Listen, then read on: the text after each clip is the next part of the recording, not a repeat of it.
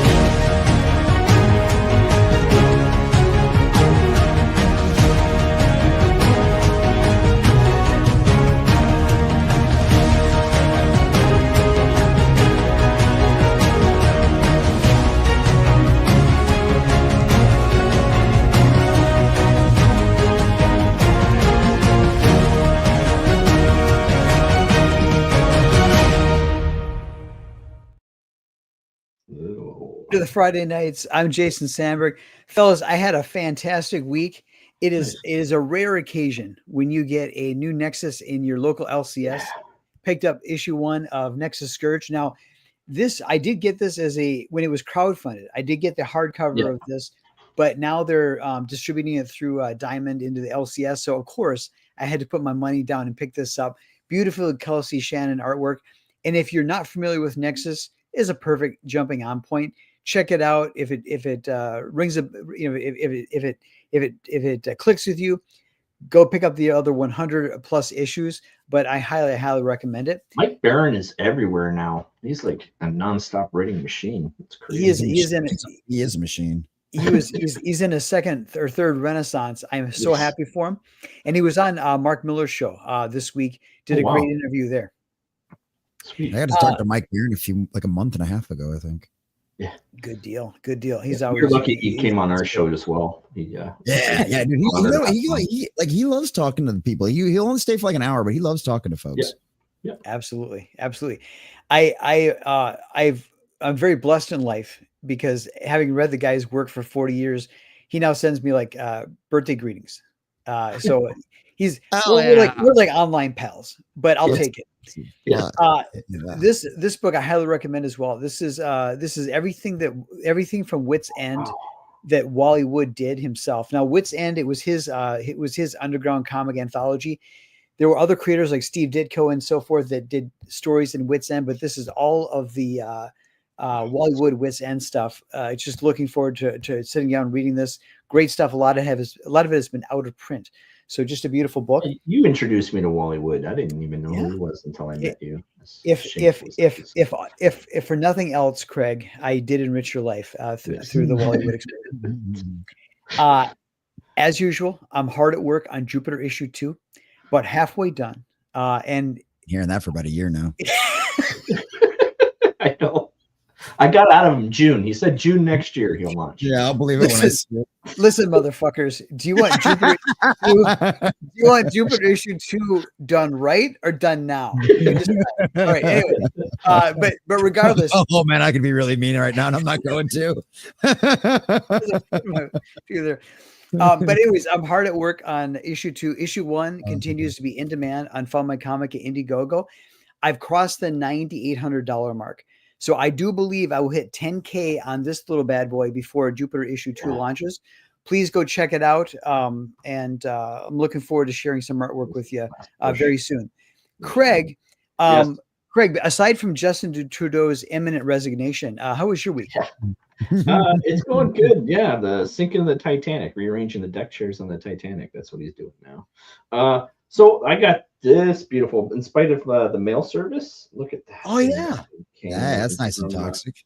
Yeah, Randy Zimmerman and Russ Leach working together, bringing back the universe of Crom. You know, Yeah, by Crom. yeah. But this was the first one. This was the I enjoyed that. Read through that. Hell yeah. Arrow Comics, by the way, Arrow Comics, one of the greatest comic book companies out there. Word. But yeah, the interiors are black and white, but I'm fine with that. And I think the intent is Randy and Russ, they're pretty ambitious. They want to put out a new one of these Atlanteans like by yearly, like a couple a year. So we'll see. We'll see if they accomplish that.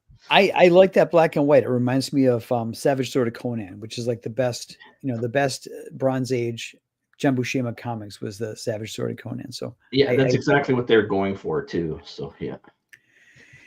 Jesse, how was your week? What's up with you?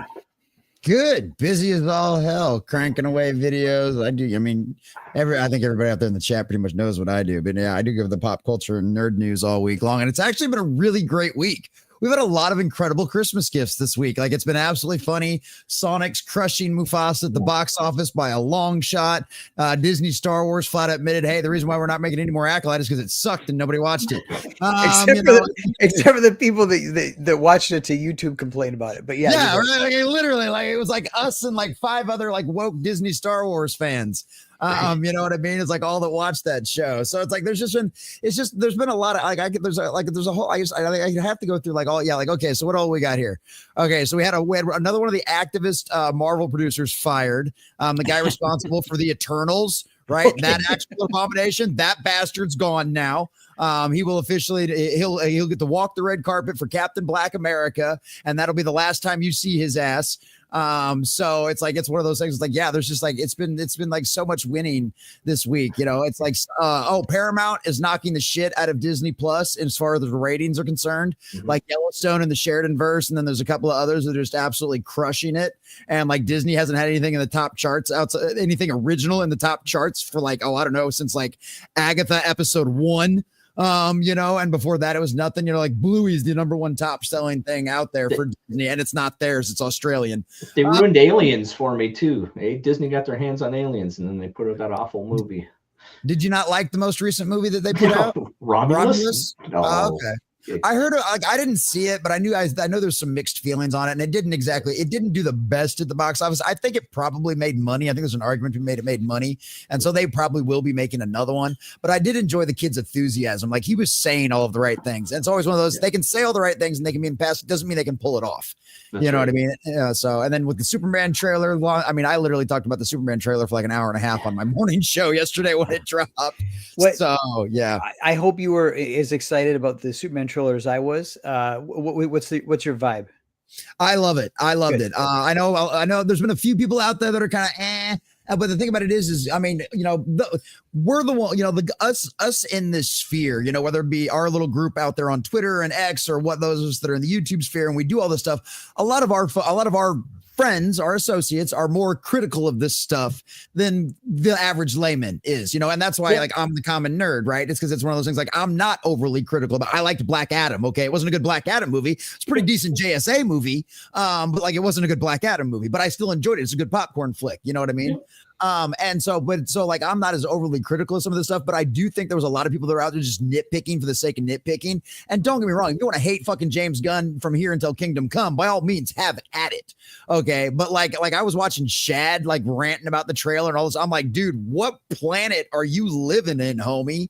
Like I felt hopeful at the end of the trailer. Like I really did. It gave me a buzz. I liked the crypto scene. You know what I mean? Like some people were like trying to rag on I'm like, wait, like if you never had a dog, like, do you not love animals? Like there's everybody that's had a good, loyal dog, like help them out at any point or like save their butt. Like that's going to hit you so in the feels. If your dog's Kryptonian, it doesn't need to be super big. It's going to be like super powered. So it just makes it more interesting that it's just this little yipper. Yeah, so no, I dug that. So yeah, it's been a pretty fun week. It's been a pretty fun week, other than the fact that the YouTube algorithm hates us all again, which means they changed something. Fuckers. I haven't grown all week. Well, later on the show, after we do the news, we'll get into your channels and stuff like that. But generally speaking, Craig and I are here in this independent comic book creator section of the world. You're closer to the quote unquote culture war. Do you think the universe is healing? I do. Good. I think. Okay, so obviously, we can go back to the fact that the big changing points are the ones that everybody always sees, right? Like Trump getting elected. Obviously, that was probably like that. I don't think that wasn't the big thing. I think that was the final nail in the coffin. It was an inevitability. Yeah. Right. So, but like Elon buying Twitter made a huge difference. But even if Elon had never bought Twitter, it wouldn't have mattered because these companies were going down no matter what. Okay, they had lost hundreds of billions of dollars. We just gave a voice to the masses as how they were feeling, and that's why they hate us. Is because not only have we replaced them as far as the news media is concerned, we're also the voice of the people. Like, and they hate that because they hate the average person, right? They're elitists, right? They look at us as peasants, as serfs, and now they're finding out that, hey, guess what, motherfuckers? The serfs pay your checks, okay? And when the serfs ain't happy, you know what? When we don't get a bath, we take it out on the slaves, okay? And it turns out you guys are actually the slaves. Speaking of giving voices to the masses, Craig, who's in the chat tonight? Yes, for sure. So first and foremost, Vulcan, as always. Hey, Vulcan joining us first in the chat. Happy Friday to you as well. And a Merry Christmas soon here as well. If anyone's not tracking, next Friday, we're going to go through the 12 months of 2024 just to highlight the craziness. And it will be open mic for some to join us. Yeah, it'll be like our anniversary show. So we'll be sending out the link to our friends past guests and our friends to come on next Friday. Let us know what you got for Christmas and then what your plans are for 2025 and hang out. We'll laugh at all the craziness from 2024. Sorry about that. Okay. Well, here is Jesse's The Common Nerds. Yeah, I tuned in, resubscribed. I don't know why YouTube pulled me off, but yes. The link to this is in the top of the chat, by the way. So we have 19 people watching. Please go over and subscribe to The Common Nerds. Jackknife's here. Can someone tell me why this always says hail as a greeting? I took it as a Star Trek thing, honestly. But yeah, I know it got really. At least I know the first time I heard it was like in the Nerdrotic chat and all that kind of stuff. I don't know where it originally came from, but I think it was kind of. I always thought it was kind of a dig on the fact that they used to call us Nazis all the time, So it's like, oh, okay, well, fuck you then, hail, like hi. It does serve a purpose. So back when I was just only in the chat, because sometimes you would get ghosted. I would get ghosted on YouTube shows where some moderator took my name and put me on permanent timeout. So you throw the hails out so somebody responds to you, so you can confirm that people can see what you're writing. Otherwise, you're there typing shit into the void and nobody can see it because you're permanently timed out. So and that's why I always like the chats to be interactive too. I always encourage that in my chat for everybody to be welcoming. And if somebody new jumps in somebody new jumps in the chat, make sure you tell them hi. Make sure even if it's like even if that's it, it's just a hi, just a hail. You know what I mean? Just a hail. It's just an echo, like sending like a whale. Yeah, waiting for the okay, good. Yep. There you go. Yeah. So yeah, I love that. I always love that stuff. Yeah. I hope that answered your question, Jackknife. I did my best. And then I think it's just us at this time. Vulcan and yourself, myself, and Jason all chat. Hold on, wait. Hail to the. Oh wow, we got a guest. We got a party crasher. Hey, dude, how you doing? We're waiting around for a streaming. Diesel. I feel like it's Wednesday now. I'm hanging out with you. I'm hanging out with Jesse. This is a wonderful surprise. Thanks for popping in. Matt's here too because we had Matt. Alien Romulus. It was freaking great. I love Alien Romulus. I was shooting you birds when in the backstage, and I think Jason was looking at me. I was like, it's all Jason's fault. I didn't care for the little. I could see how people didn't care for the ending. That was all Ridley Scott forcing his Prometheus tie-in stuff, but man, is that what fucked up the ending? They did that shit. Yeah, I like Prometheus. They put a Black Goo tie-in, man, which I think, looking back on it, is such a stupid thing to add. Such a stupid thing to add to it. It just got ridiculous. But the big thing is the instant fucking alien birth. Okay, these things are supposed to take a couple days to. Yeah, well, see, the whole thing is experimental. All of that stuff on that station is experimental stuff that they were messing around with. They had a DNA printer. That's how they made those face huggers. There were no eggs. The face huggers had claws. The original face hugger didn't have any claws. They had that girl when they got it off her face. She had all those marks. That's because it was clawed on her face. That whole man, Mr. H is going through all of that stuff. I read all that stuff. I loved it. I don't give a shit what Razor Fist, what Drinker, what any of those fuckers say about it. When they went and found the big chap from the original Alien, I thought that was the coolest shit, man, because they went out there and they went out there past the wreckage. They didn't find it right there where some Nostromo wreckage it was out past that. They used that, and it made that whole asteroid looking thing.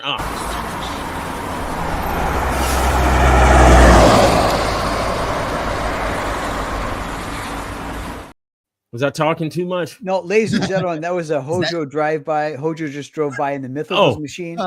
Go back. The Mythicals 1, 2, and 3.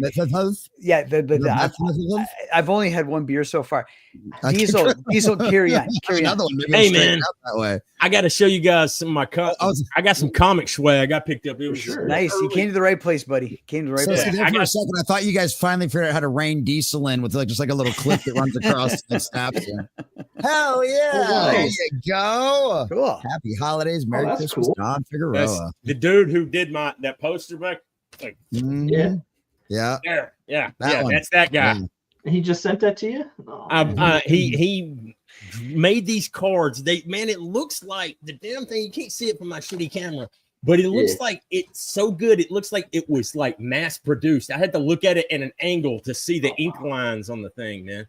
It's like, does it have a certificate of authenticity from the Franklin Mint? Well, it's got his autograph on it. I can look at it, see all the ink. That's an original very cool card. Like he did them like playing cards, man. Nice. He made like 9 of them, and then he's got like I think the first set was like 1 through 9, and he's on a second set now that he's just selling.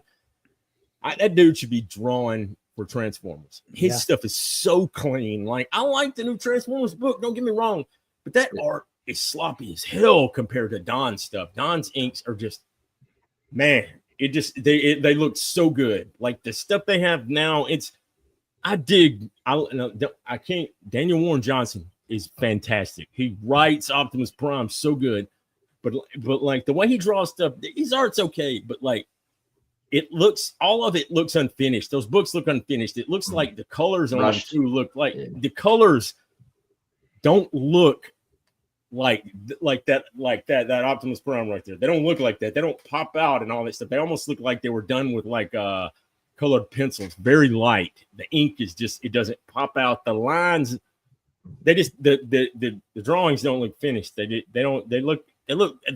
cool. I like the art style, but you can tell when an artist like appreciates and loves what they're doing because you can feel the passion and you can see it, and you can also see when someone's just rushing through a job. It's just a paycheck. They like the stuff they do. I could tell the way they draw Optimus Prime in these new books. They appreciate the stuff, but it's all of it compared to the Dreamwave stuff they did is just it's so rough looking, man. It looks unfinished. Like I've got Daniel Warren Johnson's art on my phone right there, but it's something that he drew. Hold on, get you back. Cool. Oh wow, that's pretty cool. Nice.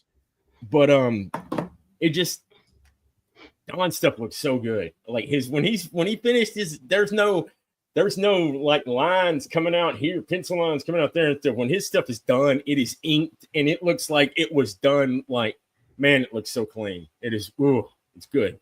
That's why I was looking at this and I'm just like, man, this looks like something that was bought in a store. And I had to like look at. He actually put a clear coat on the thing too, man. Nice. I'm framing that thing as soon as I go to the store and buy a frame. Very cool. Wise choice. Thank you for sharing. Very, very cool. Well, thank you for letting me share, man. You guys, I figured you guys would appreciate it. I was like, it's awesome. It's awesome. And by the way, my son, he's graduated from. There was an overlap between Legos and Transformers, but he's done with the Legos. It's 100% Transformers now. Yeah. So Transformers and Matchbox Man lead to Legos. He's right now. His big thing is Grimlock. Oh man, yeah. He's just Grimlock. Me Grimlock, me Slash. Good stuff. All right. So Craig, what's our first news topic for this week? For sure. So, first topic for us comes to us from Associated Press. A New Zealander studied for a year to win the Spanish word Scrabble title, and he doesn't speak Spanish. So I looked into this individual, Nigel Richards. He's actually like the Scrabble champion in 2010. In France, he took home their championship twice, and he doesn't speak French either. He just memorizes all the words as options in the Scrabble game. So, Nice. That's awesome. That's straight genius. That's pretty funny. Yeah, because I imagine if you get a bunch of Scrabble tiles, man, I bet you can make up some like goofy words from other languages, man. Because you like run it, you start looking at it, and you're just like starting to make. You ever played Scrabble? You're drinking, man. You just like you start making up some words, and you know that shit's funny, dude. Cree, C-R-E-E, and then you argue that's not, no, it is. It's an Indian band. It's incredible with the fucking upside down exclamation points. That stuff's so funny to me. Yeah. Jason had to mute himself.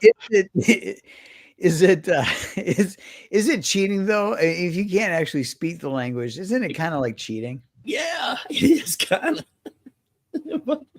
No, but actually, I think what it is more like he hacked it. He hacked their own stuff and beat them. He don't have to speak it. He just hacked it and learned it and beat them, man. He's like, I don't care about your culture. I don't care about your history. I'm just going to study your syllables and how I can syntax them and win at Scrabble.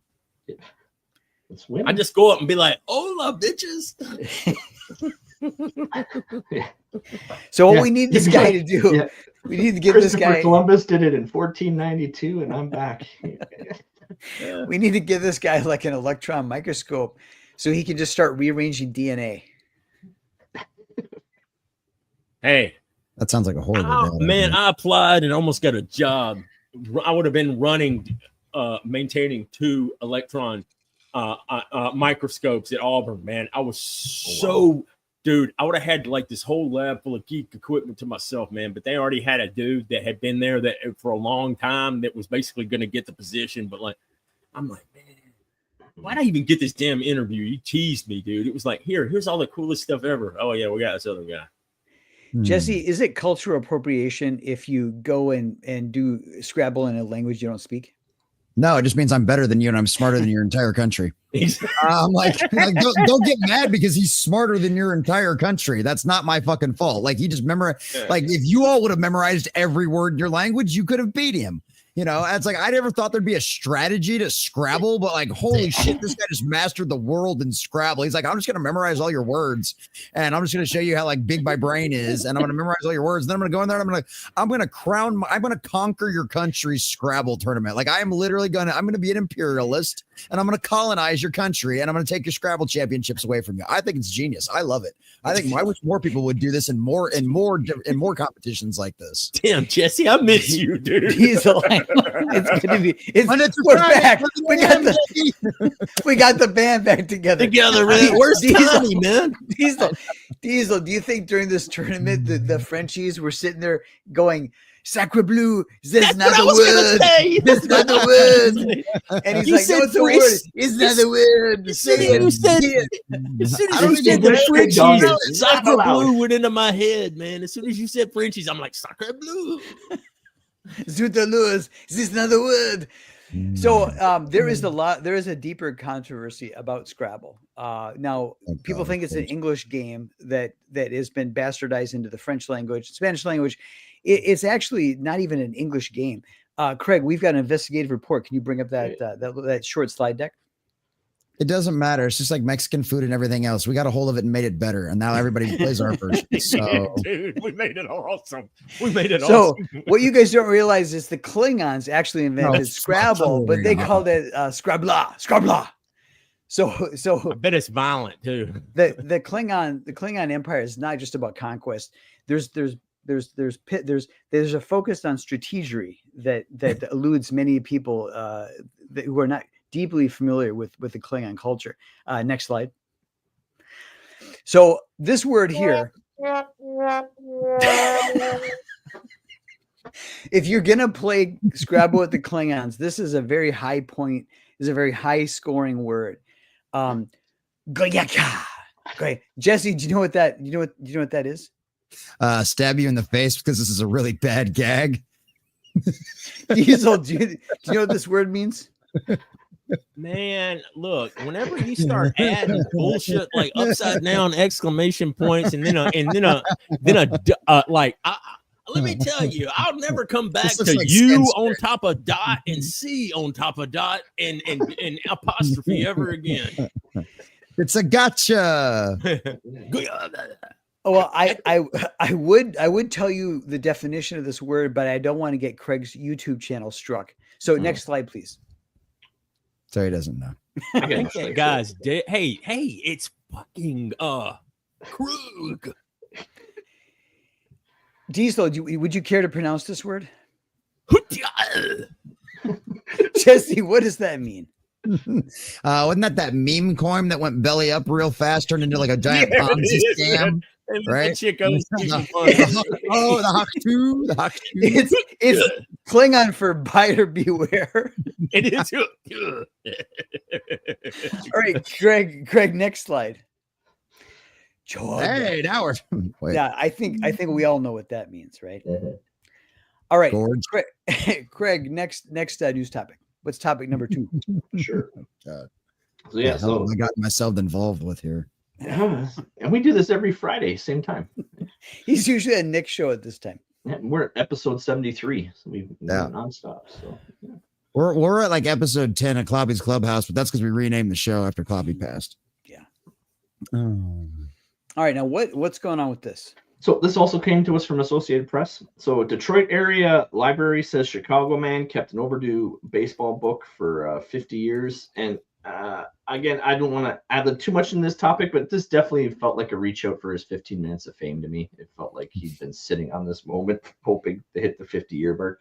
But so this man, you're saying he found it at year 47, but he's like, I'm gonna get more clout if I wait 3 more years. Right. Don't say a word. Don't say a word. But his name's Chuck Hildebrandt, 63 years old. He had this book, Zaniest Baseball Stars or something to that effect. He checked it out in 1974. So he walked in the library with it now and was like, you got me. Like, throw the handcuffs on. Like, what? And they're like, she's like, let me check in the system. No, you're not even in the system. Like, we purged you years ago. And then it was like, and then, he decided to open up a GoFundMe or something to raise $4,000 for reading and tie it all into a feel good story to make himself feel good for secretly. I got this library book for fucking cynical much, mad. Holy shit, dude. Like, just piss all over the holiday spirit, aren't you, Mr. Cranky Pants? Woke up, somebody just took a shit and they didn't even pee in your cornflakes. Craig lives in a social. Craig lives in a socialist country, so he has to look for the ulterior motive in everything. Well, I get that, but damn, dude, if it's that bad, I mean, I heard they've got clinics that'll help you take care of that shit up there. Like, fuck, you just have to wait 13 hours. He's been on the waiting list for the past. I heard the decade. needle goes. I heard if you want the needle, they take you straight to the front of the line, dude. Like, that's just the fastest way to get the whole thing. Hey, done. am I the only person old enough that I know what that book smells like? Oh no, I know exactly what that book smells like. I spent years of my life as a child in libraries. I can smell that cover, dude, and I know it's like kind of fabricy too. Yeah, absolutely. Hey, Diesel, what's the longest you've ever procrastinated? He's still procrastinating on something right now. What are you talking about? 49 years. See, told you. Jesse, what's the longest you ever borrowed something from somebody and didn't give it back?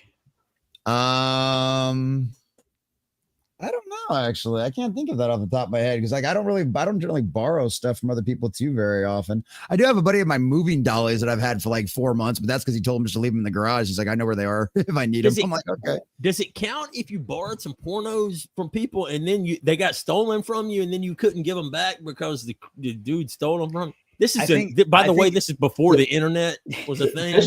This shirt here was given to me when I was pissed drunk at a party because I puked all over my shirt. So your buddy score, man.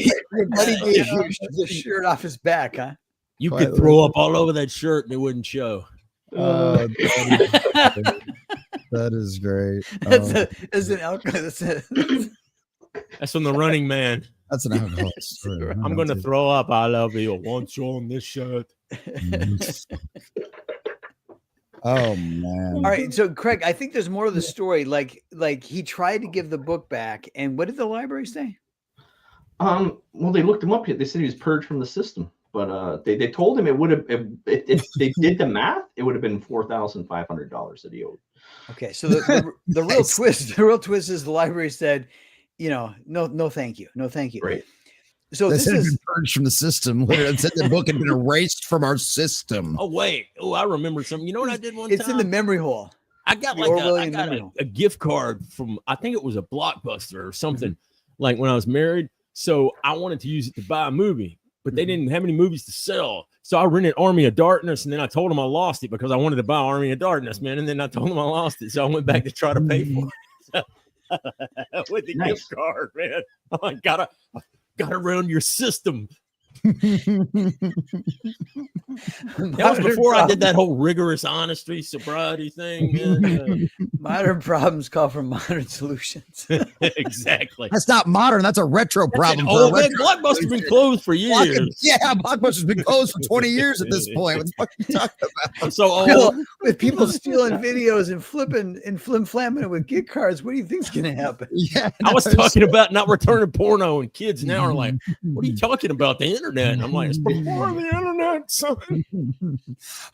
You don't remember. You don't know we used to have to bribe winos to buy porn mags." Yeah, kids don't find sticky magazines in the woods anymore. Dude, man, let me tell you something. Back in the day, we had to go through we had to work to see a titty back in the day. Oh my god.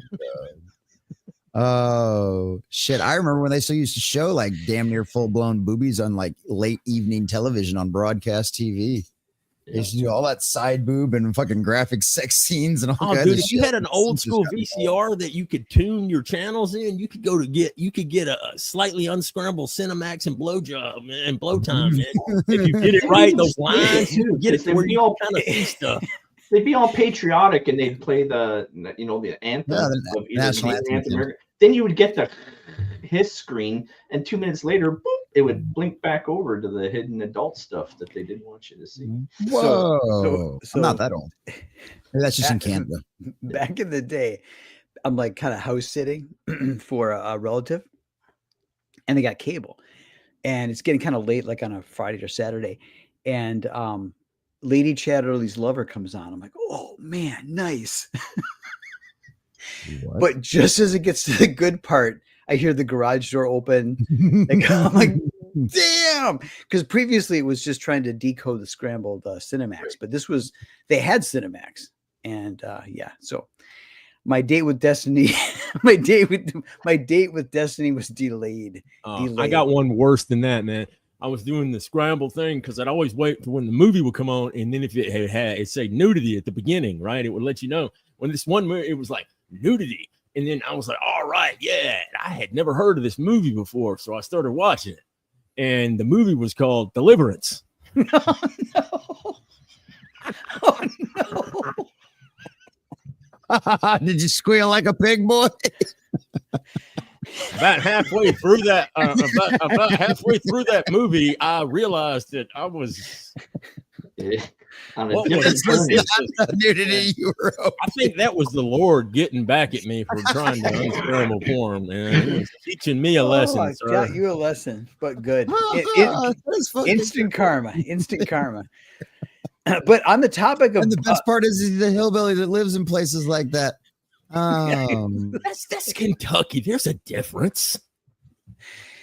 So yeah, on the topic of 50-year-old books, whether or not a library would keep them, we've got an investigative report. Craig, can you bring up the first slide? Sure. I'm gonna get my trombone ready. This is a Friday night's investigative report on over 2 books. Craig, next slide.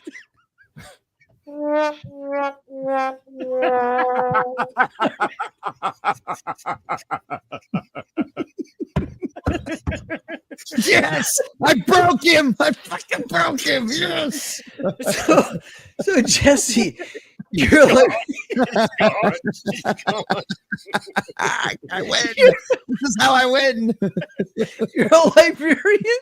You're a librarian, and Craig here comes in and goes, "Sir, I checked this book out when I was in Boy Scouts back in 1974. Morse code for hippies. Hippies can't do no Morse Do you code.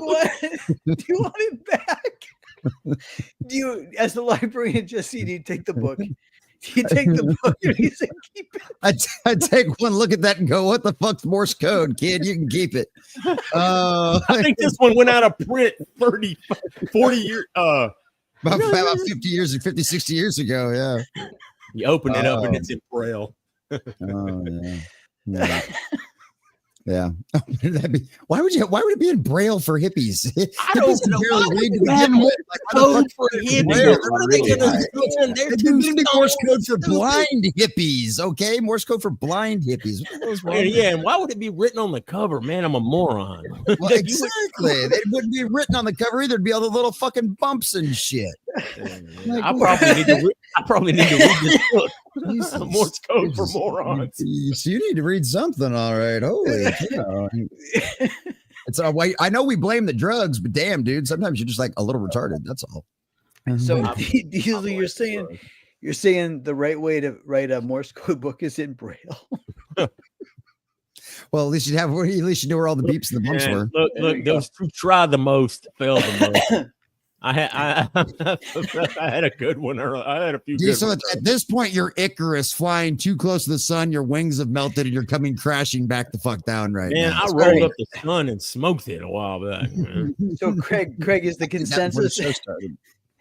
Craig is the consensus. This is not a keeper.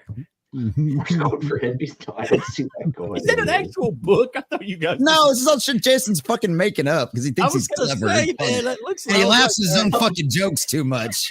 Yeah, I was like, Charles Manson. Real book. Charles Manson would pull out. Let's see Charles. All right. If you could have put a picture of Charles Manson on the front, that would have got me, man. Next week. Okay. Next slide, Craig. All right. Oh my god. Okay. It's the holiday season. There we go. That's not even spelled right. I thought it was Godzilla for a second. There's no D in Kwanzaa. There was in the 70s.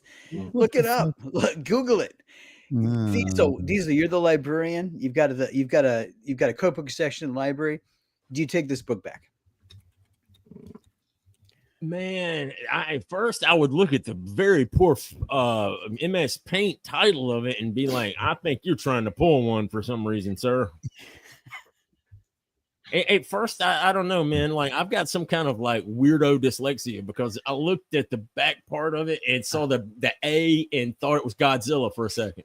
Oh yeah, I can see that. Jesse, what do you think? I think I'm looking up some tasty meals inside of this and seeing what kind of things I can colonize. And what's that other word where we take shit and make it better? That's a negative. They try to use it as a negative word.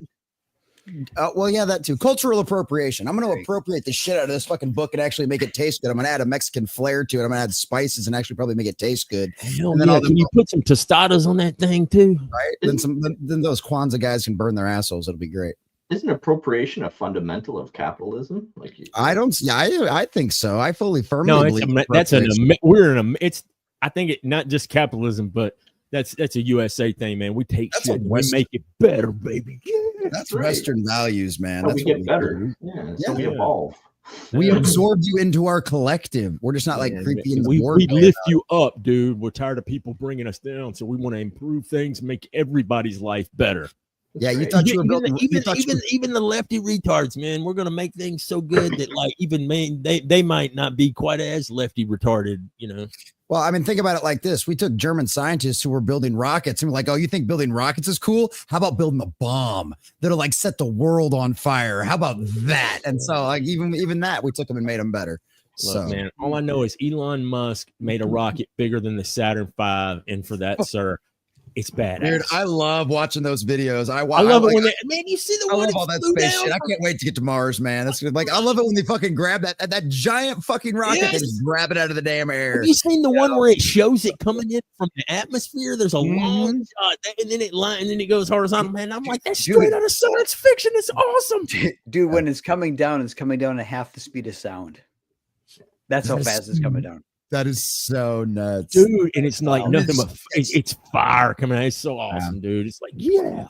Craig, do we live in a golden age and just no one knows it? Well, yeah. I mean, remember when we were growing up, we kept seeing all these things about the future and like, year 2010, and it's nothing like what they said it is. Elon Musk is finally making that a reality for all of us. Well, dude, we've got, science fiction a lot of times leads to science fact. You know what this is right here, man? This is basically a tricorder and a communicator, man, rolled all into one, dude. It's a mother box from the New Gods, Jack Kirby. That's actually pretty close. That's especially the ones that'll talk back to you now. There you go. There you go. I just think the next stage is going to be when someone can actually get a hold of an AI and get it to do what they want. Like, hey, go venture through the stock market and tell me what would make me rich. Go investigate some sort of IP and help me create something that's going to be super famous. And once somebody can have an AI in their back pocket and bend it at their own will, the world's going to get really interesting. I just want one to talk to, and I want it to sound like Alex Jones. So I can talk to Alex Jones all day. You could probably get Grok to do that. Grok would totally give you things in the style. And Grok's free to everybody now. Everybody gets to use Grok on Twitter. I love Grok. Crowder had an Alexa thing, hilarious. a commercial one time, fucking creepy. and it was Alexa Jones, and it was that little Alexa thing, and it had a little tinfoil hat on it, and it was like they're turning the frog. It was talking like Alex Jones. That's great. So, Craig, I think the consensus is we, as a librarian, we flip through this and look for some good recipes. Yes. We maybe might take it home. We wouldn't put it back on the library shelf, but we might take it home, see if we could squeeze something out of it, right? Absolutely. Yeah, there's something to take with us for sure. Yeah, I bet the masses don't need to be exposed to this communist bullshit. So. All right, this is a tour guide on Soviet train rides. Diesel, you're the librarian. This book comes in 50 years overdue. Do you keep it? What do you do? Is he giving me a picture of Lenin too? No, I just like to on the Friday nights we just like to remind people that Lenin is dead. Yeah, okay. Is it a key? Because I mean, really, it's not even a country anymore. I don't even know what that is. It's a tour guide on how to ride on Russian trains. Soviet trains. How do you get around on Soviet trains? Yeah. Well, if it was something to do with the Buran program, I'd keep it. I'd take it and keep it for myself. What's the Buran program? Their space shuttle program. They've got abandoned space shuttles in different places in some of the countries that are no longer parts of the Soviet Union. Like they've got, I've seen them. They've been abandoned in warehouses, some out in the desert stuff. I don't know. That just made me think of that when the Soviet Union, man. And Lenin. I'm glad he's. Yeah, thanks for reminding me. Dead son. Jesse, would you keep this? Would you try to sell on eBay? What'd you do? No, I would legitimately keep this as like a piece of historical history. Like this is like, we know we're going over this as like kind of a joke and a gag, and I get that. But like, if you legitimately did find something like that, like that's a piece of history that you would want to hold on to. That's a country that no longer exists. You know what I mean? Like that's something that reminds people, and it's also probably going to show you how fucked up their train system was and how complicated and impossible it was to fucking ride too. That cover's pretty. Too. That cover's pretty sick too. Yeah, but like, yeah, no, I would legitimately keep something like this. Like, I'll go all serious on that. Yeah, absolutely. Mad, was the Soviet Union metal? No. Okay. No. All right. Let's look at the next book. All right. How to cook with trans fats.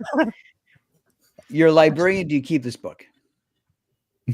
Depends on how fat of a librarian I am, I guess. If I want to clog my arteries even farther, then fuck yeah, I'm taking this home. This will be my new favorite meal. Actually, I want to keep this in circulation, and I would keep this in circulation just so all the idiots out there pick up this book and like think it's an actual good idea to do this. And then it's population control, man. It's like you're just weeding out the weak in the genetic pool, so the rest, so those of us that have like 6 kids can cross you off the list. We don't have to worry about competing with you for resources anymore, and we're gonna end up being the dominant force in the culture. If Common Nerd is the future, I'm making sure of that, fuckers. Because it's 2024, I see this as something different because I'm just like, how to cook with a fat trans person. Disavow. We disavow. I fully endorse. I How to cook. You know what? This would be an Ed Gein cookbook. Wasn't that one of the ones? Wasn't that one of the candles? Craig, are you allowed to have trans fats in Canada? Yes, we are. Okay. They marched down the street in Montreal. Yeah, but I don't know if you're paying attention to some of that stuff. What's it called? Is it RFK? Sorry, my brain's starting to go there. Make America healthy again. But yeah, he's bringing a lot of good points about what we're doing with our food and how should be doing it in the United States too. There's a lot of chemicals that we don't allow them to put in our food. Hey, wasn't there an episode of American Dad where they were going to a different county to get trans fat to come back and fry stuff in? They were smuggling it into his county.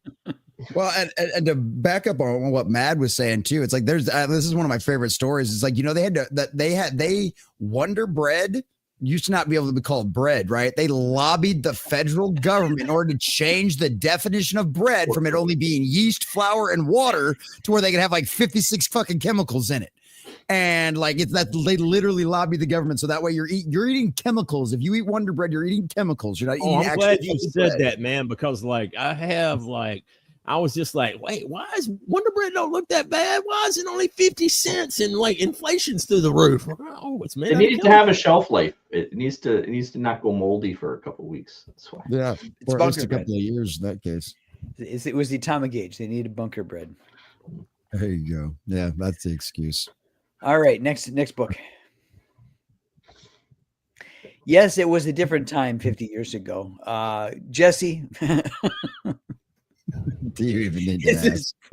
Is this Not only is this book going back into circulation, this thing is getting like a front post. Like the second you walk in the library, this thing is going to be on display right there in the front. Because not only do I want you to know what kind of fucked up library this is, yes, I am Boykin the secretary, but I also want you to I want everybody to expose themselves to this. Because guess what? The world needs a little more levity. And you know what? We need to go back to the day where you can slap your secretary on the ass and not get fucking sued for it, man. Like that's what I'm right, saying. Man. Make misogyny great again. Make misogyny great again. Jesse, I don't know if it was like this when you were a kid, but I was a kid, man. When you would get there were books you could order. It was like the giant book of insults. It was like you could get books of how to insult your friends, and it was like that's what in all of those when the book clubs would come through, they gave you all that it was like nothing. It was like there were several volumes of insults and stuff that you could throw at your friends. It was Gen X, man.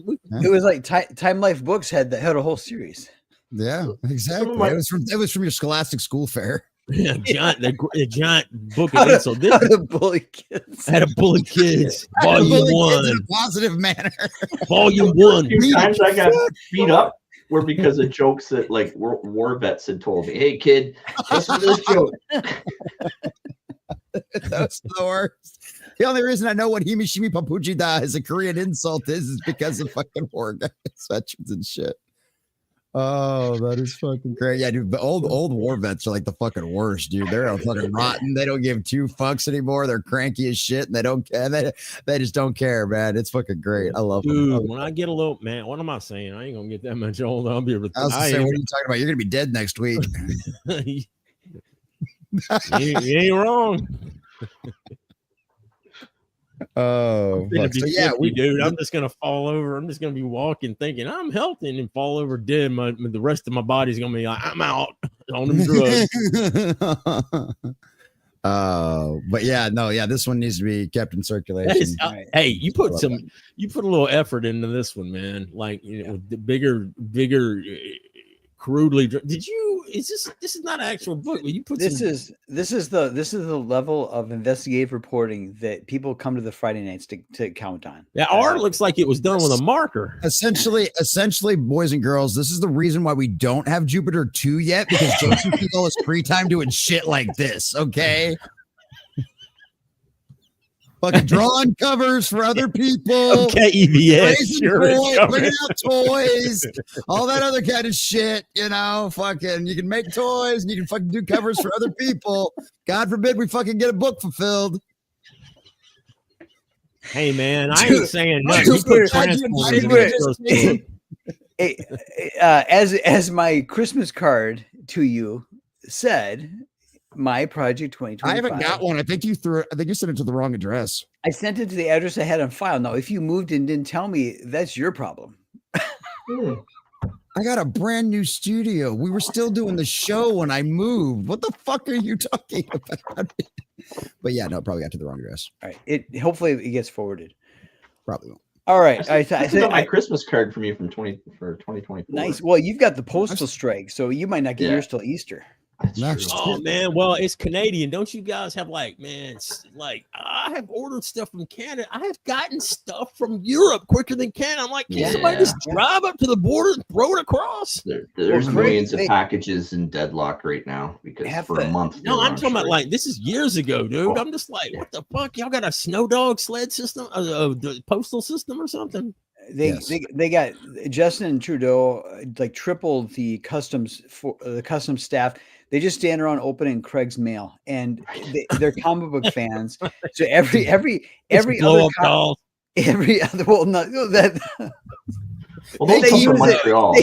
it and then put it back in the package. But for the comic books, half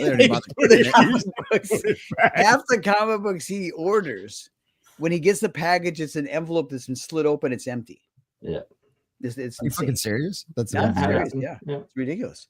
Wow, it's because I know that was one of those things. Like Clobby shipped some stuff to what's her face up in Canada a couple of times, and it's like, yeah, dude, that shit costs a fucking arm and a leg. Hey man, I mailed something out last Thursday, and it still hasn't gotten to this place, man. So it's like our postal system is like.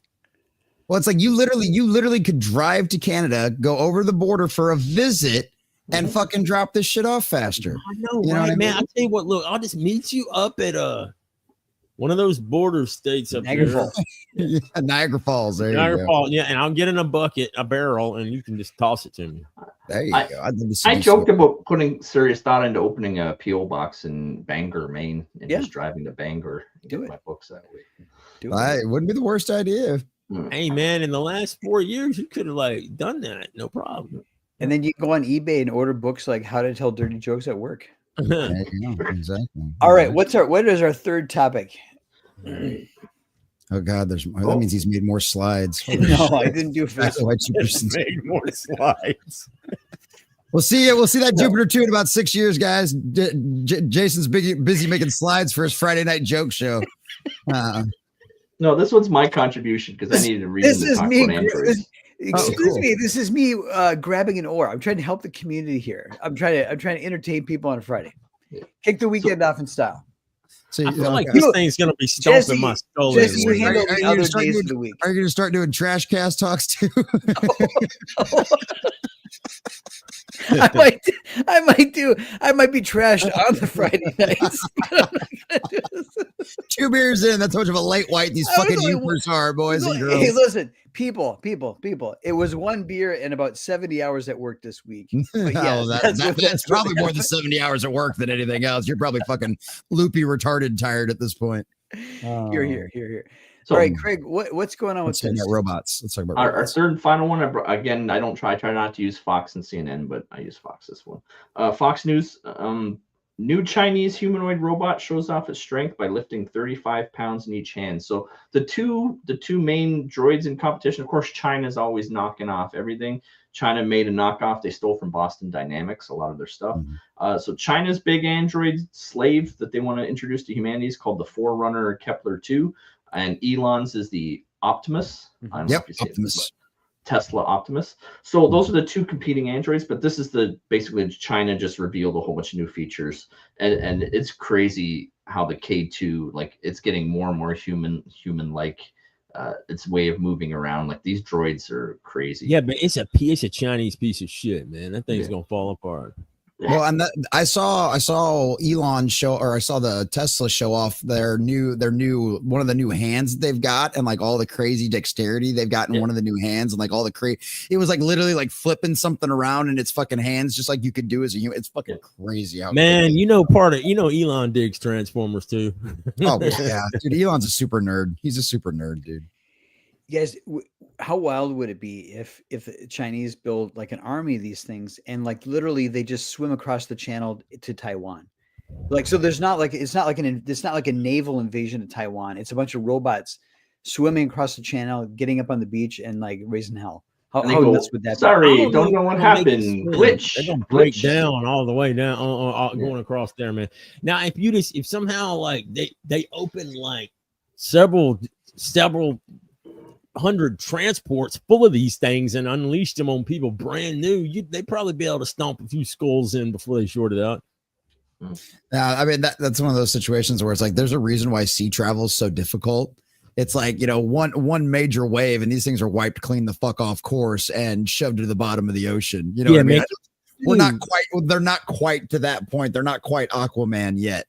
But I mean, I know, like, Elon's goal is essentially to be able to get them to a point where they're versatile and useful enough to where they can help you out around the house, and the price is cheap enough to where and that's the other thing too. And because I said this when I was talking about the stuff with the Tesla bot, is this is like the new flat screen TV. Right? They'll be super expensive in the fucking beginning, and only the highest of the high will have them. But because of the way capitalism and everything else works, we'll find a cheaper, faster way to make them. And hell, it'll probably be them making themselves at some point, And so it's like, they're limited to human labor. So that drastically drops your costs down right there. Basically you just need a QA inspector and some supervisors to keep an eye on them and make sure they don't go all Skynet on our ass. And, so it's like, but that's the goal, is everybody to have one of these. So yeah, I mean, just think about it this way. You won't have to walk your dog, I still like walking. I still want to walk my dog, but think about it, you won't have to do your dishes or your laundry anymore. It'll be great. China won't have to invade because they'll already have one in every house. That's why I will only buy American robots. Made in America, better be stamped on its ass. It better be made in one of my southern bumpkin country fellows, fucking factories down there. I do not want ban the Chinese imported robots. I mean, fuck, we're already trying to get rid of TikTok. What the fuck, we think we're gonna let Chinese robots into the town? Come on now. Hell no. Give me my Tesla bot. Give me my Tesla bot. So, Craig, Isaac Asimov had his 3 rules for robotics. Mm-hmm. No, was it Asimov? Yeah, I think it was Asimov. Yeah, it was Isaac Asimov. iRobot shall not harm another human, or Yep. So now that's from the literary mind of a Westerner. Mm-hmm. What would the 3 rules of the Chinese robots be? Supreme leader is always right. Yeah. The party. Never do anything to endanger the party. Is what it would be. Do not allow others to threaten the party. Obedience until death. Yeah. The party over everything else. That's exactly what that would be. Monitor record everything around you at all times. Monitor for suspicious thought crime. Monitor all of their vitals. If their heartbeat increases, all of that. This would be like that. That's why. That's like, I'm really hoping that Chinese economy collapses here pretty soon, because they're kind of built on a paper tiger right now. Because or the Christian uprising happens. I'm good with either. Well, it's incredible. Like I thought, I used to like, what is China going to do with all this wealth? And then I found out what they're going to do with all that wealth. They're going to turn around and use it against us.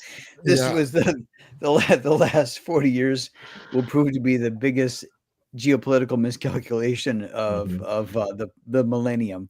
Was it a miscalculation though? Yes, it was. Was it? Because I'm pretty sure they knew what they were doing when they allowed the communists to be on the center stage. Okay, because that was the thing. We used to hate communism, right? We were in the Cold War, and all of a sudden, it's communism, but it's Chinese communism, so it's okay. Yeah, cheap knockoff. Their thinking was first triangulate them against the Russians. The second one was, if they can create a middle class in Europe, the middle classes demanded and brought about the bourgeois democratic revolutions they thought that would happen. But unfortunately, the Chinese were a little more shrewd. I don't know if they were honest or not, but they said they thought that China would convert to a capitalist society, but it came completely That's opposite. What they claimed the hope was, that by doing this, you would convert them over to a capitalist society. Instead, they just used the best part of capitalism to fuel their fucking totalitarian state. That's right. Yeah. So yeah, and like the other thing about it is like that was the other problem with letting them in. Like Jason said, they stole everybody else's tech, and all that other kind of stuff. Or was it you, Matt? Either way, somebody said that like, yeah, they stole all of the tech from somebody else because that's what they do. They don't give a shit about intellectual property rights or any of that kind of stuff over there because they're China. It's their fucking government. All that matters is securing the Chinese state and just securing China's power. So yeah, that's why there's been this such big issue with like China and not having them in our fucking our colleges and sectors of development and technology, because that's all they're here to do is fucking steal shit. Yeah, and they bought off people like Biden and all them other, so they let them do it. Well, and the funny part too is like Hollywood learned this lesson themselves, right? Because China only opened up Hollywood's market so they could learn all their techniques and steal all their technology. That's literally all they did. And now it's like you barely, like you're fighting tooth and nail to get into a Chinese market now, because guess what? They're making their own movies using all of your technology. So they look just as cool. They look just as pretty. I don't know how the dialogue and all the storytelling is because I don't understand Chinese and I haven't watched their movies. But like obviously they're being huge successes over there. I've seen the box office numbers. They do killer numbers in China, so it's like that's what they fucking do. It was stupid for the West to ever let that happen. Like I said, unless it wasn't an accident, which I would think would be the more likely case. The devil's in the details, after all. Absolutely. All right. Well, Craig, thanks for bringing these three topics to everybody's attention. I think we covered them. We did a good job covering, had some laughs, got to show off the investigative reporting skills of our crack team here. I'm always down to talk about robots. I'm always down to talk about robots. So Jesse, I'm sure most of the people watching are familiar with you, but for those in the chat who aren't familiar with you, tell us about yourself. Tell us about your channel. What can they expect? How do they find you? Tell us what's going on. So I'm Jesse the Common Nerd. I do pop culture and all things nerdy through a common sense lens. It's kind of like my tagline over there. So this is my second channel. Because I decided I got into the feelings. I was living rent free inside of good old Director X, that Robin Hood Canadian bastard. So I partially blame Mad for that too. Right. But yeah, it was one of your fucking countrymen. But because he got all pissy, all of a sudden the little rule change happened over at YouTube, and all of a sudden something that I've been using for 6 months got my entire fucking YouTube channel nuked.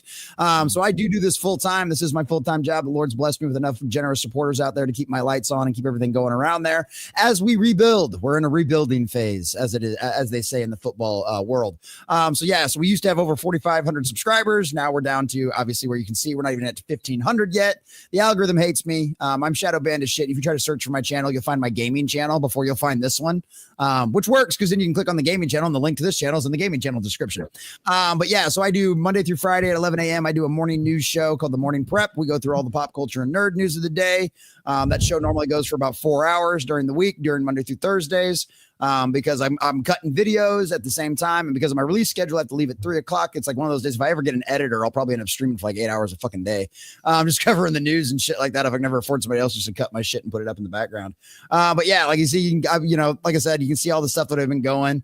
The woke one gets me a lot of hate if I put that in the title, but it actually gets traction. So I don't care if I have the word. Like I hear like Gary and the rest of these guys talking about their ratios. They're like, oh man, if I got an 89% ratio, that's really bad. I'm like, motherfucker, I get like 35% ratios. What the fuck are you guys? I put woke in the title, and these bastards come out of the woodwork downvoting my shit. As long as it's getting traction, it's getting amplified. I mean, you want these people that literally just gaslight on X. They just make people respond to them, but they're amplifying themselves, right? So, it works. All the hate ad revenue pays just like the love ad revenue does. So Question: briefly, what's the latest on the Henry Cavill Warhammer? So it is officially confirmed. Everything is good to go. Go watch my video. That's what I should just tell you. Motherfucker, I can tell somebody doesn't watch my videos. Thanks, Jason. But yeah, I fucking ain't getting Jupiter done. Ain't watching my fucking videos or leaving comments. What the fuck are you doing with your life? Jesus. I retweet you on Twitter, bitch. Sometimes. Every time I see you. Every time. I can't help it if you shadow banned. No, so the deal is done. The deal is done on all of that. The new Henry Cavill stuff. They are going forward. Production should begin next year. They don't have a showrunner yet, but they're in the ideas room right now. They're working on all that kind of stuff. But they've gotten all the green lights from Games Workshop. That was kind of what we were waiting on. Was the Amazon Games Workshop kind of stuff to finish off. And it's one of those situations where the thing about it is there was a lot of speculation behind the scenes because we know Amazon, specifically Jennifer Salke, is a woke psychopathic cult bitch. Okay, right? And she's the reason why we have Rings of Power and like all this and Wheel of Time and like all the rest of this shit that everybody absolutely hates, right? But what it comes down to is I honestly legitimately think the deal would not have gotten done with Henry Cavill if he did not have complete creative control. Right. If he didn't have final say on things, because that was the deal that they worked out. He got burned by Witcher. He got burned by, a couple of other projects out there. And so he's in a position now where he has that. He's not a blockbuster bankable name, but he's a bankable name with nerds. Mm-hmm. Right. And if you're going for something with Warhammer 40K, that's the niche you have to go after. That's what you have to go after. That's what you have to understand. Games Workshop gets that. Amazon doesn't get that, but Games Workshop gets that. And so that's why they'll only skirt the edges with the woke shit. You know what I mean? They kind of like skirt the edges. They kind of feel out for it. I think that female custody thing shit, I don't think you're ever going to see a fucking model out of that. She might be mentioned in the lore occasionally going forward, but I got this funny feeling after all the backlash they got for that, you're never going to see a female custody model. You're not going to hear about her much again. She was in a little bit of the Warhammer Games Workshop television show, but like, I think that's going to be kind of the end of things when it comes to that because of the backlash. And with Henry Cavill in charge of that series, I think we actually do have a shot at getting a good one. I don't know if you guys watched Secret Level on Amazon Prime or not. I haven't watched all of them yet, but I did watch the Warhammer 40K. That Warhammer thing is brutal, son. It was bad. That thing was good. So if that's what they're willing to go with, and that's the kind of what they give us in live action, I think all of the fans out there, Henry Cavill fans and Warhammer 40K fans, are going to be in for a really, really good treat. What is Secret Level? I'm not familiar with that. Secret Level is an anthology series that Amazon produced and is distributing from so basically it's a 20 to 30 minute episode that's based on a video game franchise, right? So they've got Pac-Man, they've got D&D, they've got Warhammer. My favorite, and I haven't watched it yet, is they've got a Concord episode, which if you don't know what happened with Concord, that was the biggest gaming disaster in history. It was $500 million that literally got blown up in 2 weeks. And Sony literally can't, like, we thought Star Wars was a disaster, and there's an argument to be made that it's still a bigger one because it cost them more money. But that's the fastest we've ever seen them burn $500 million. They burned $500 million in 2 weeks. So it's funny because now there's a Secret Level episode of Concord because all this deal was worked out forever ago, and animation's expensive. You know what I mean? So you've got to put it out there. But yeah, I also have a gaming channel too, The Common Nerd Gaming, which is where I do all my video game news. All my gaming live streams besides being on Rumble over there. The best place to find me is over on Rumble. I do all my live streams over there. I multi-stream. Rumble was our fallout shelter, for a better word. When all of that shit went down, because when all that shit because it was literally, I woke up Wednesday morning and my fucking 2 years of work is gone. And if it wasn't for the fact that I'd always streamed to Rumble, that I'd always backed everything up to Rumble, like I would have been fucked. You know what I mean? I wouldn't have had no way to reach anybody, but Diesel was there back in the day when those first streams we were doing it. I always told everybody, make an account on Rumble. Even if you don't want to watch us over there. I know the system's kind of janky. They're working on it. They're getting better, but make an account over there and make sure you're following us, because if anything ever happens, because that's the thing, we'd seen this happen before to other people and other people's YouTube channels and stuff like that. So I was all, might want to call me pessimistic, but hey, fucking turns out I was right to be prepared. You know what I mean? And so that's kind of the nice part about that. But yeah, I've got the gaming channel. The gaming channel is getting some pretty good traction. We got it to the 500 monetization level. Now we just got to get to 1,000. I think we've got like another 250 subscribers we need to get for that one. So we're trying to spread out. We're trying to diversify a little bit. We're trying to diversify. Oh, that's the other one. That one's kind of my experimental one. I haven't really done anything with that one in a while. The Common Nerd 2. Yeah, because what happens is my algorithm got all fucked up because of some copyright claim shit. I was kind of a bad boy and showed some things I shouldn't have, so it's kind of my fault anyway. So I was doing this was kind of like an experiment to see what kind of traction I could get, because there was at one point on the new channel I was getting 300 subscribers a month. New. Wow. Oh, wow. Nice. So yeah, and then all of a sudden that went and just died like practically overnight. And so that's why I was trying to like experiment with this one. But yeah, the Common Nerd Gaming channel, I put out all my gaming content over there. And that one's a lot of fun too. But you can check this one out too. If I might end up probably, because the problem is I have so much news to cover. Like I literally have videos left over from yesterday that I still have to edit out and put out because there's just always so much going on. Yep. So that was also one of the reasons why I created this channel as well, is just to give me like a spot for overflow. It's the same reason I started putting my stuff on my gaming channels. Before, my gaming channel was just for live streaming, right? And but then the gaming world like exploded. Like, I mean, this year has been, they say 2024 is the year woke has gone to die. die. And in the gaming industry, it's really been true because there has just been so many massive explosions and just so many games just bombing. I mean, Dragon Age Veilguard. I mean, shit, I didn't think I was ever going to stop talking about Dragon Age Veilguard. I must have talked about that damn game for a month. Because then not only because initially they only released it on certain things, and then they released it on Steam, and the same thing with Star Wars Outlaws, and that was another disastrous dumpster fire. Ubisoft's is on the basically on the brink of bankruptcy at this point. They're probably going to be taken private or bought out by Tencent in the next 6 months, if not sooner, because Assassin's Creed Shadows is going to bomb too when it comes out, and when it comes out in Black History Month in February next year. So yeah, that's what I do. I cover basically, like I said, pop culture and all things nerdy. Like I try to cover a little bit of absolutely everything. Yeah. See, there you go. There's my gaming channel. 774. Sweet. Nice. Look at that. It's gone up a little bit. But yeah, so that one, I do all of that kind of stuff. But yeah, I've got all of that kind of. Appreciate it. Yeah, that's where I cover all the Sweet Baby Ink stuff, and I cover all of that kind of fun shit. And yeah, those ones are fun too, because the wokies get all up in their feelings on the gaming stuff too, and it's great. I get the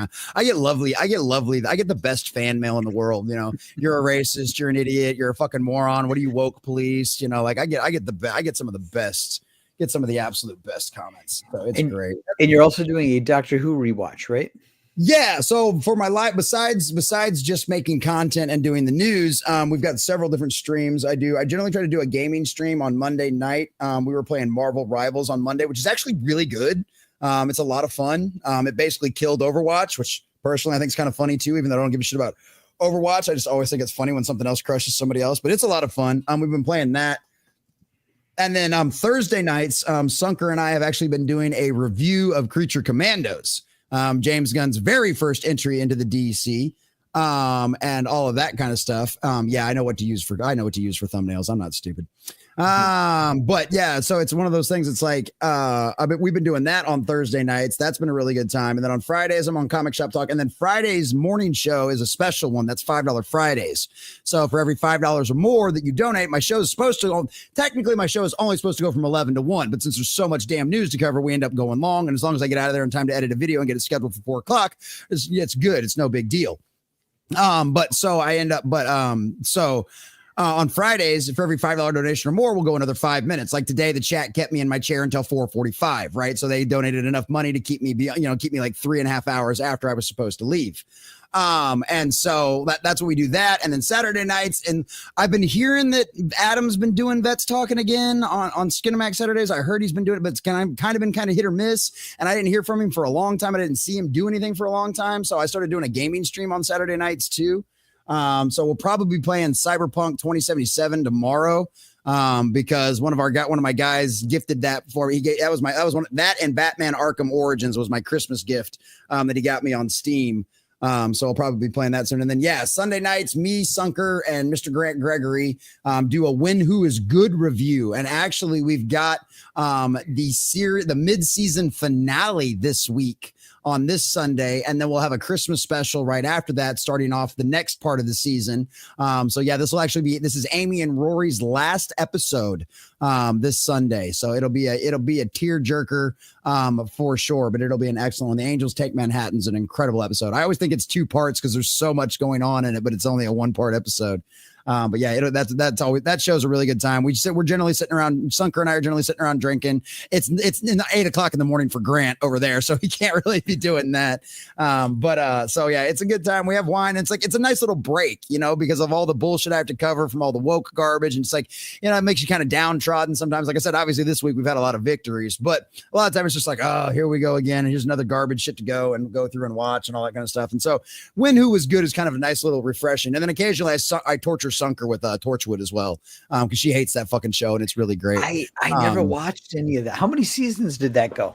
Torchwood, I think, went 5 because the last 2 seasons, the very last season is just Miracle Day, which is like a 9-episode season. It's basically like a 9-episode overarching story. It's like one big episode divided up in 9 parts, is what Miracle Day is. But that's the last season, and yeah, they haven't done anything with it since. So John Barrowman would love to come back, but they haven't done anything with it. So Sunker doesn't like it, but do you like it?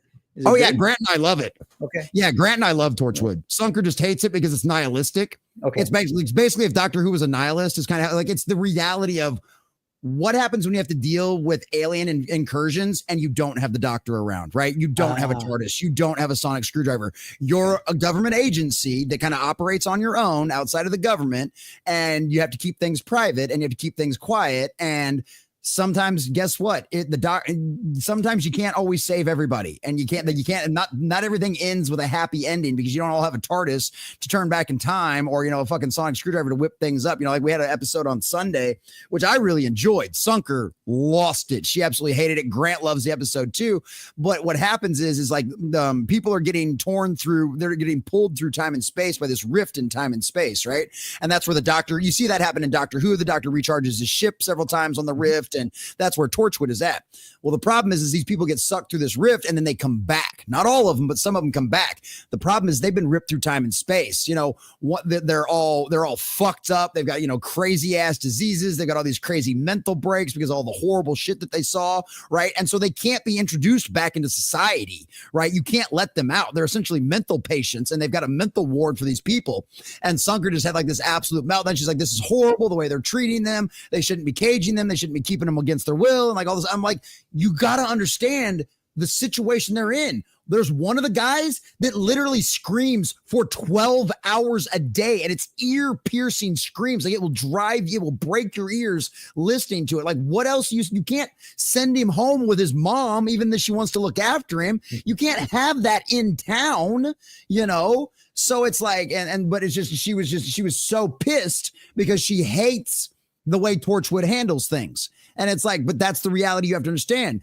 That's what happens when the Doctor's not around. Somebody's still got to look after things. Not everybody can fix things the way the Doctor does because they're not the Doctor. They're not Time Lords. They don't have a TARDIS, And so for somebody who just loves Doctor Who and loves the happy endings, it's a hard twist. It's a really hard twist. And yeah, so a lot of times she doesn't like it. And she has absolute meltdowns over it, and they're glorious. They're fun to watch. So yeah, it's fun. I'm a sadist. I torture all my friends. It's how I show love. Duly noted. All right. So for those of you watching, Craig usually has about 150 people who watch the replay. Please subscribe to Jesse's channels. Go check it out. He used to do a show called Wind Down Wednesdays. Diesel and I would join him every Wednesday, and I'm very nostalgic about that era. Yeah. But so it's good to be streaming with you again and sharing some laughs. Absolutely. So it's thank one of those you. things. My church needed help in the media room, so I started working at my church on Wednesday nights, and that's why I do like a late night gaming stream after church on Wednesday nights just to kind of keep up that rhythm and doing that. But who knows? We had a midweek hump Christmas special this week. Yeah, that was it was incredible. Flawed and I went fucking at each other, and it was great. We were arguing over the TikTok ban because he thought the ban was bullshit, and me and Quarter Black were all for it, and I didn't have a voice for shit yesterday because Flawdzilla and I were fucking going at it. It was great.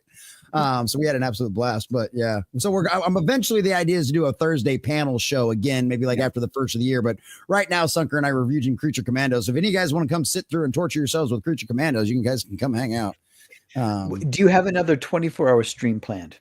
Not right now. Those are just kind of hard to organize right now with the family and having all the kids and everything else. Like I have to have a big reason to do one. Like maybe when we hit 2,000 subscribers, we'll do another one. Sure.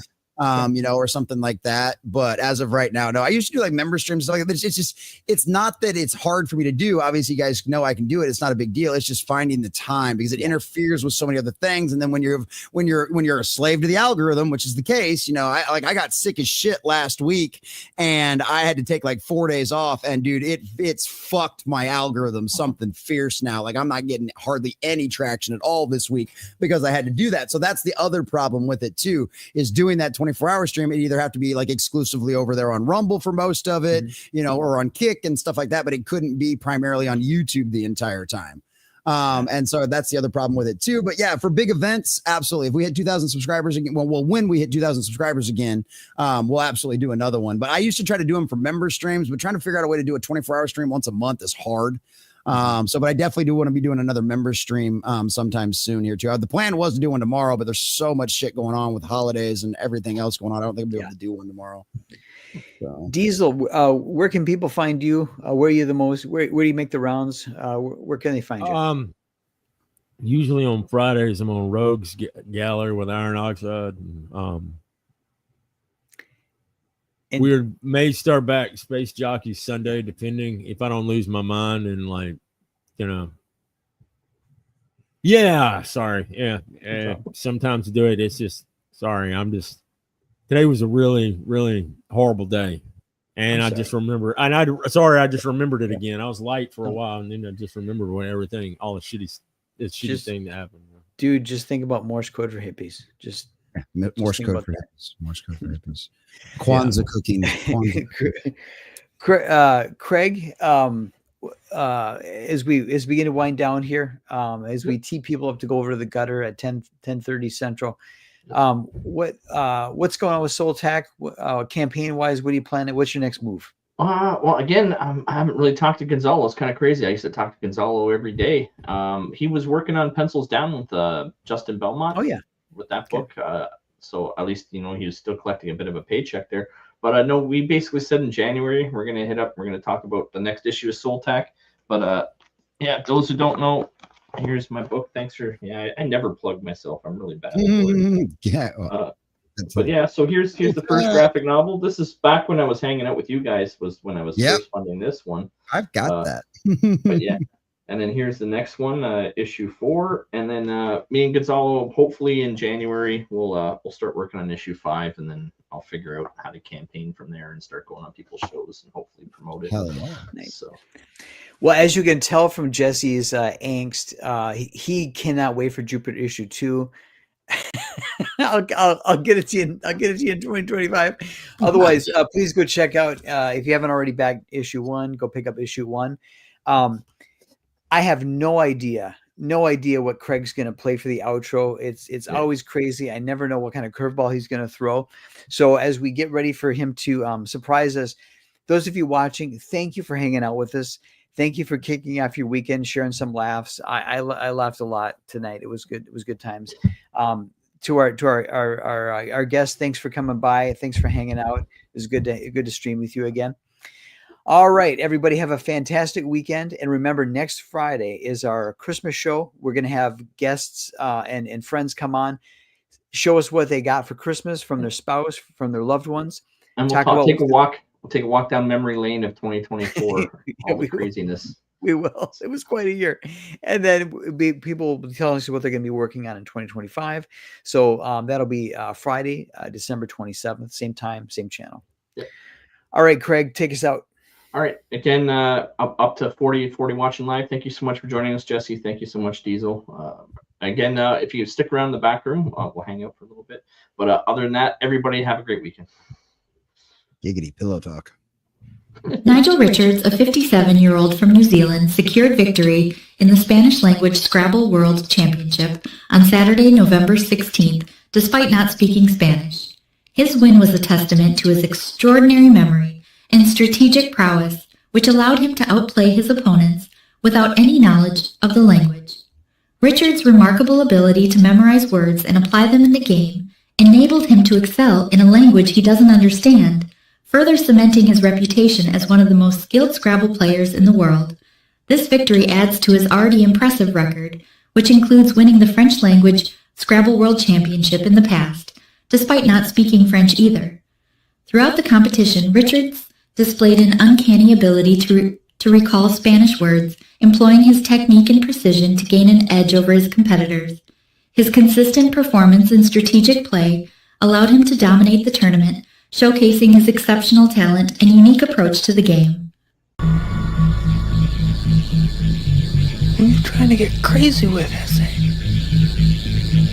Don't you know I'm local? Go back to the year 1974 and things looked a lot different. Barbra Streisand's The Way We Were was the #1 song of the year, and 13-year-old Chuck Hildebrand was supposed to return a library book. I thought, well, this is a problem. Lifelong baseball lover Chuck Hildebrand lives in Chicago. Even as a 6 and 7-year-old, I couldn't avoid it. And he apparently also couldn't avoid holding on to one book. It's just full of fun stories about zany players and their zany antics. A book he checked out of his local library when he lived in Warren, Michigan, 50 years ago. I was going through the books on my bookshelf, as I do like every decade or so, I guess. And when I got to that book, I'm like, oh, baseball's zaniest stars. That's kind of fun. I remember this. And I noticed the Dewey Decimal number on it. And I thought, uh-oh, what is this? On the 50th anniversary of the due date, he tried to return it. Warren Public Library Director Oksana Urban says it was definitely too late. And I said, what? Shame on you. He got a chuckle and I got a chuckle. And I said, well, let's check the system to see if your name is still online.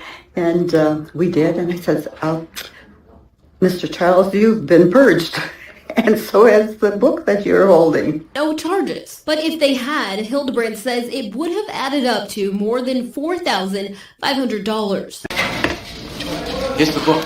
Oh, man. Don't let anybody see it. Don't let anything happen to it. Jerry, it's me, George. Don't worry. I'll return it tomorrow. No problem. All right. I'll see you after school. I'm late for Heyman's hygiene.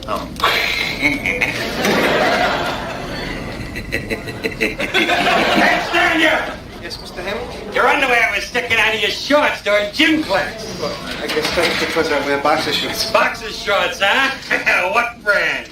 I'm not really sure. Yeah, well, let's take a look!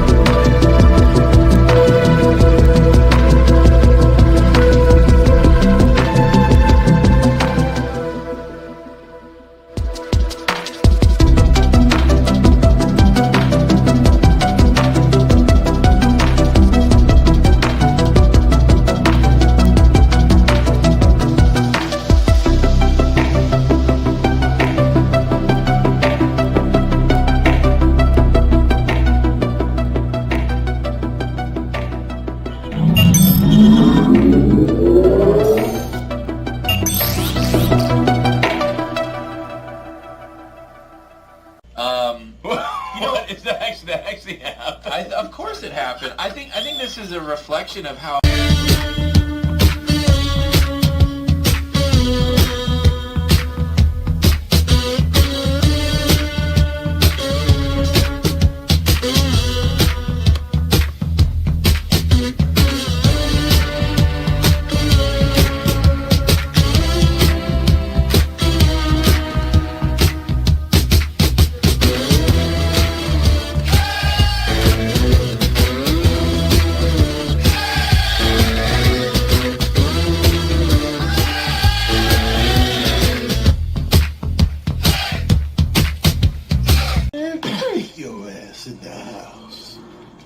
Getting supplies? Take your ass in the house.